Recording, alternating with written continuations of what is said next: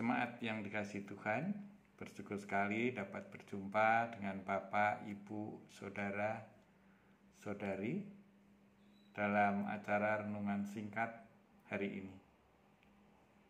Renungan singkat pada hari ini, Senin 19 Desember 2022, berjudul Tetap Lakukan Kehendaknya, yang didasari dari Lukas 1 ayat 57 sampai 66. Mari kita berdoa sebelum membaca firman Tuhan. Puji syukur kami menaikkan kehadirat-Mu Tuhan atas berkat karunia yang Tuhan berikan kepada kami, juga perlindungan yang Tuhan berikan kepada kami. Saat ini kami bersyukur dan berterima kasih Tuhan memberikan waktu kepada kami untuk merenungkan firman-Mu. Tuhan, tolong kami dengan Roh-Mu yang kudus agar kami Engkau mampukan untuk memahami firman-Mu dan melakukannya dalam kehidupan kami. Dalam nama Tuhan Yesus kami berdoa. Amin. Lukas 1 ayat 57 sampai 66 mendasari renungan kita pada hari ini. Kemudian genaplah bulannya bagi Elisabet untuk bersalin, dan ia pun melahirkan seorang anak laki-laki. Ketika tetangga-tetangganya serta sanak saudaranya mendengar bahwa Tuhan telah menunjukkan rahmat-Nya yang begitu besar kepadanya, bersukacitalah mereka bersama-sama dengan dia. Maka datanglah mereka pada hari yang ke-8 untuk menyunatkan anak itu, dan mereka hendak menamai dia Zakaria menurut nama bapaknya. Tetapi ibunya berkata, "Jangan, ia harus dinamai Yohanes." Kata mereka kepadanya, "Tidak ada di antara sanak saudaramu yang bernama demikian." Lalu mereka memberi isyarat kepada bapaknya untuk bertanya, nama apa yang hendak diberikannya kepada anaknya itu. Ia meminta batu tulis, lalu menulis kata-kata ini, "Namanya adalah Yohanes," dan mereka pun heran semuanya. Dan seketika itu juga terbukalah mulutnya dan terlepaslah lidahnya, lalu ia berkata-kata dan memuji Allah. Maka ketakutanlah semua orang yang tinggal di sekitarnya, dan segala peristiwa itu menjadi buah tutur di seluruh pegunungan Yudea. Dan semua orang yang mendengarnya merenungkannya dan berkata, "Menjadi apakah anak ini nanti? Sebab tangan Tuhan menyertai dia." Demikian firman Tuhan. Bapak Ibu yang diberkati Tuhan, ketika akhirnya Elisabet melahirkan, yang bersukacita bukan hanya keluarga, tetapi juga tetangga serta sanak saudara. Mereka semua turut menyatakan syukur, merayakannya, dan ikut berpartisipasi dalam upacara keagamaan yang menjadi kewajiban keluarga pada saat itu. Nah, untuk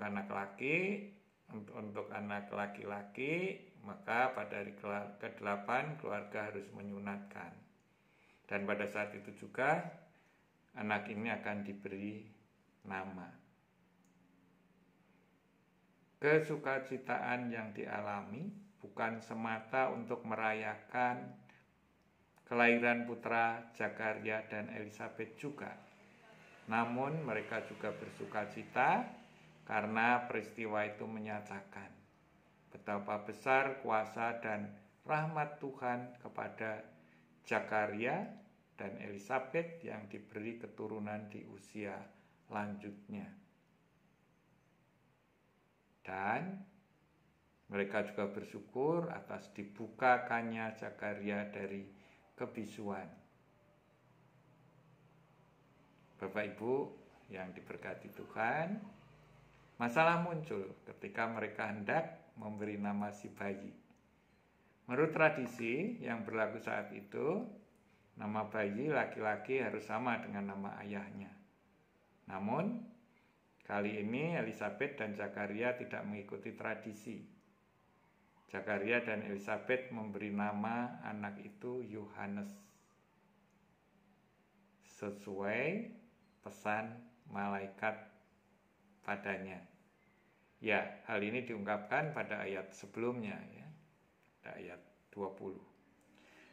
Di sini menunjukkan betapa taatnya Zakaria dan Elisabet untuk tetap melakukan kehendak Tuhan walaupun dipengaruhi oleh lingkungannya. Lingkungannya di sini tetangga-tetangganya dan juga saudara-saudaranya. Nah,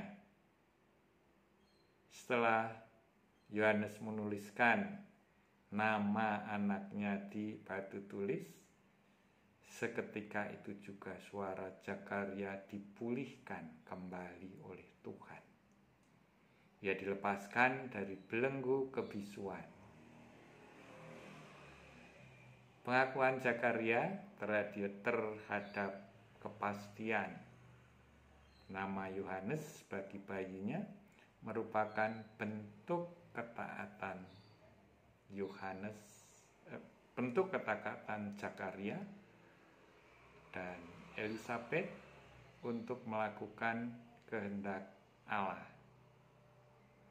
Pengakuan Zakaria bahwa Allah berdaulat dan sikap menerima dan melakukan kehendak Allah itulah yang melepaskan Zakaria dari belenggu kebisuan.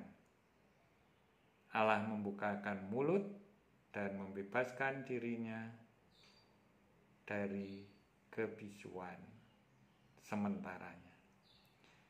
Kini Zakaria telah mempersiapkan hati dan mulutnya untuk menaikkan puji-pujian.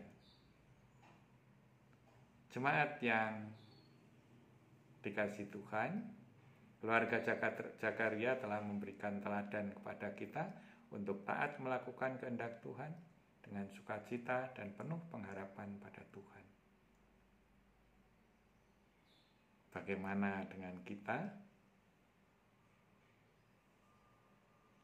Bapak Ibu, ketaatan kepada Allah menguatkan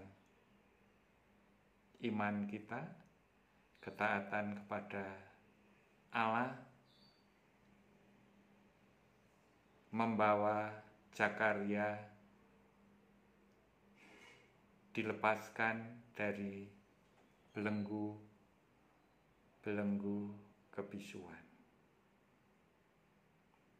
Tentunya hal itu juga perlu kita teladani. Kita tetap taat kepada Allah, kita tetap melakukan kehendak Allah, dan juga hendaknya kita senantiasa berbagi sukacita dan kebahagiaan serta kabar baik tentang campur tangan Tuhan yang ajaib dalam kehidupan kita kepada sesama kita. Amin. Tuhan memberkati.